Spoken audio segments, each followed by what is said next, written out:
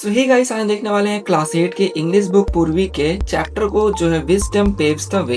ये कहानी बहुत ही इंटरेस्टिंग है क्योंकि इसके अंदर चार बहुत ही समझदार लोग की बात की गई है जो राजा से मिलना चाहते हैं। तो आखिर कैसे वो राजा से मिल पाते हैं, वो हम इसे पूरा देखने वाले हैं। तो आइए इस कहानी को शुरू करते हैं। इस कहानी का थोड़ा इंट्रोडक्शन दिया गया है कि इस कहानी में एक तो है उज्जैन के राजा, चार युवा पुरुष जो है रामदत्त, शिवदत्त, हरदत्त और देवदत्त।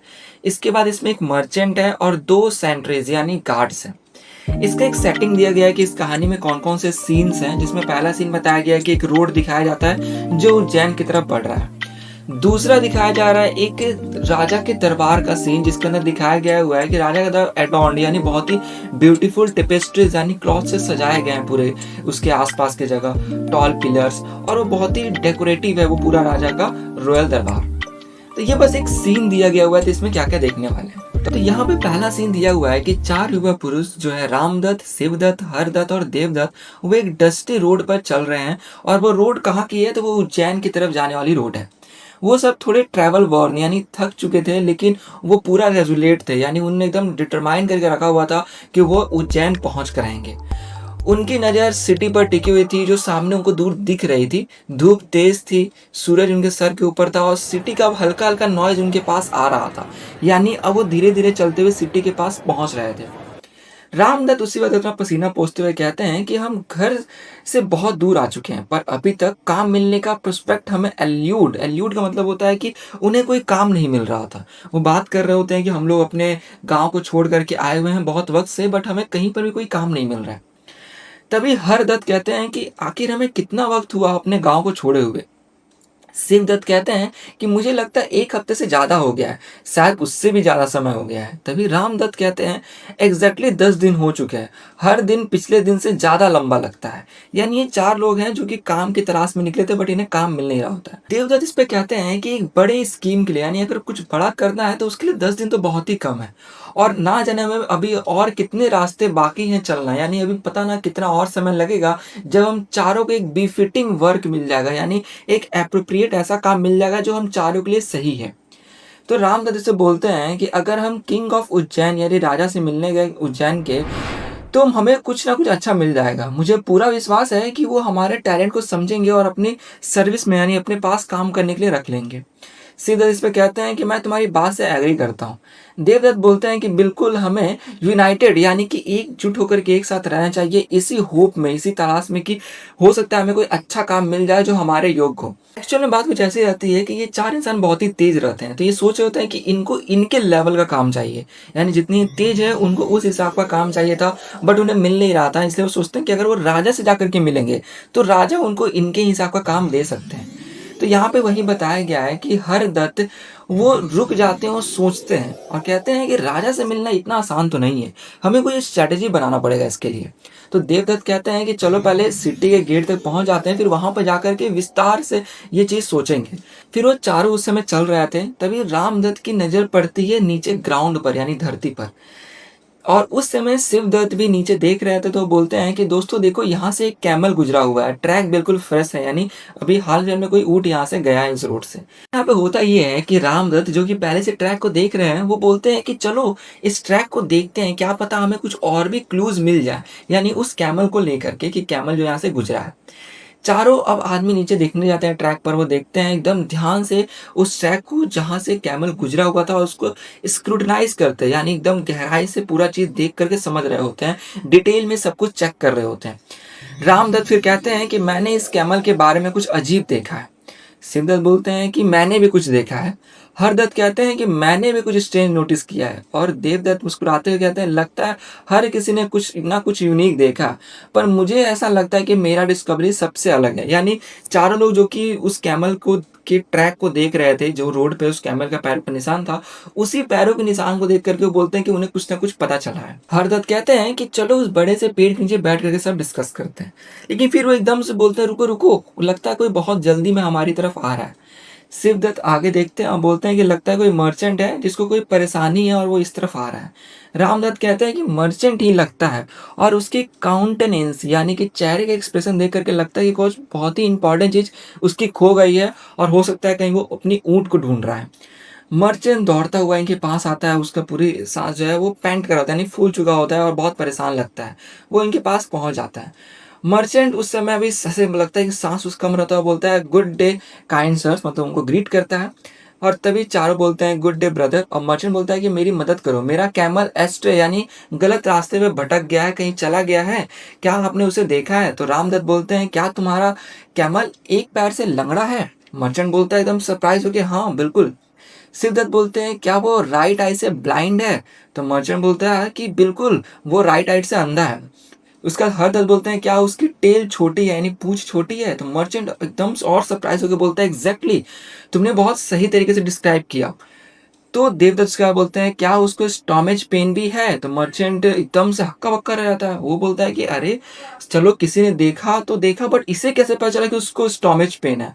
तो मर्चेंट बोलता है कि तुम लोग ये सब कैसे जानते हो? बेचारा 2 हफ्ते से बीमार है, तुम जरूर कोई हीलर यानी कोई डॉक्टर लगते हो। बताओ कहाँ है मेरा कैमल? तभी रामदत्त कहते हैं कि हमें खेद है कि हमें नहीं पता कि आपका कैमल कहाँ है। इसके बाद शिवदत्त बोलते हैं कि हमने आपका कैमल नहीं देखा है, एक बार भी नहीं। तो मर्चेंट उस समय इंडिग्नेंट यानी कि बहुत ही गुस्से में बोलता है कि ये कैसे हो सकता है? तुम लोग मेरी कैमल की डिटेल इतनी क्लियरली बोल रहे हो पर देखने का क्लेम नहीं कर रहे हो, यानी तुम्हें इतना तो पता है कि वो लंगड़ा था, वो देख नहीं पा रहा है, उसकी पूंछ छोटी है, लेकिन तुम मुझे बोल रहे हो कि तुमने कैमल को देखा ही नहीं है। तुम सब धोखेबाज हो, तुमने जरूर मेरा कैमल चुराया है और बेच दिया है, मैं किंग के पास जाऊंगा। देवदत्त कहते हैं कि आप जो चाहे वो कर सकते हैं, अगर किंग हमसे मिलना चाहते हैं तो ठीक है, हम लोग यहीं पर बनियान ट्री के यॉन्डर यानी उसके नीचे बैठे हुए हैं, वेट कर रहे हैं। तो मर्चेंट बोलता है कि मैं तुम पर भरोसा नहीं करता, तुम मेरे साथ चलो किंग के पास। अब चारों के चार बोलते हैं ठीक है, हम चलते हैं। फिर सब मर्चेंट के साथ सिटी गेट तक जाते हैं। मर्चेंट जल्दी से सेंट्री यानी गार्ड्स को बताता है और सेंट्री मर्चेंट को फिर अंदर जाने दे देता है।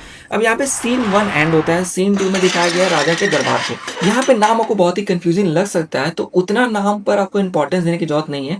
आपको बस स्टोरी समझना है कि स्टोरी में क्या था। एग्जाम में अगर क्वेश्चन आता भी है तो वो खुद ही खुद कुछ ना कुछ हिंट दे देगा। तो ये है पहला सीन का। अब सेकंड सीन को हम लोग देखते हैं। यहाँ पे बताया हुआ है सीन में कि राजा अपने गद्दी पे बैठे हुए हैं और उनके जो कोर्ट दरबार में जो सजावट की गई है, बगल में कर्टन्स वगैरह ये सब लगे हुए हैं। तभी सेंट्री यानी जो गार्ड है वहां पे उनके पास आता है और राजा उस गार्ड से पूछते हैं कि क्या बात है, तुम यहाँ पर मेरे दरबार में क्यों आए हो? तो वो बोलता है गार्ड कि देखिए, एक मर्चेंट ने कंप्लेन किया हुआ है कि 4 ट्रैवलर्स ने उसके कैमल को चुरा लिया है। तो राजा बोलते हैं ठीक है, उन आरोपियों को, उन एक्यूज को यहाँ पर लेकर के आओ। दरबार में गार्ड लेकर के आता है उन चारों व्यक्ति को और मर्चेंट को। वो सभी ग्रीट करते हैं और देखो, जो मर्चेंट्स थे वो भी कोई परेशान नहीं लगे थे, बिल्कुल काम थे और राजा को ग्रीट करते हैं। राजा मर्चेंट से पूछते हैं कि तुमने जो आरोप लगाया उसके बारे में क्लियरली बताओ, क्या आरोप है तुम्हारा, क्योंकि कोर्ट में कोई भी कंफ्यूजन नहीं चलेगा। मर्चेंट बोलता है महाराज, ये लोग मेरे कैमल के बारे में हर कुछ जानते हैं, बिल्कुल डिटेल में, लेकिन पूछने पर कहते हैं कि इन्होंने कभी देखा ही नहीं मेरे कैमल को। तो अगर उन्होंने नहीं देखा तो वो इतना डिटेल में कैसे जानते हैं? तभी राजा रामदत्त की तरफ मुड़ते हैं और बोलते हैं बोलो, तुम्हें कैमल के बारे में इतना कैसे पता? रामदत्त कहते हैं कि महाराज, मैंने कैमल को कभी देखा नहीं है, बट मुझे इतना पता चला कि वो पैर से एक लंगड़ा है यानी लेम है। राजा बोलते हैं तुमने ये कैसे डिड्यूस किया, कैसे निकाला, कैसे पता लगाया कि वो लंगड़ा है?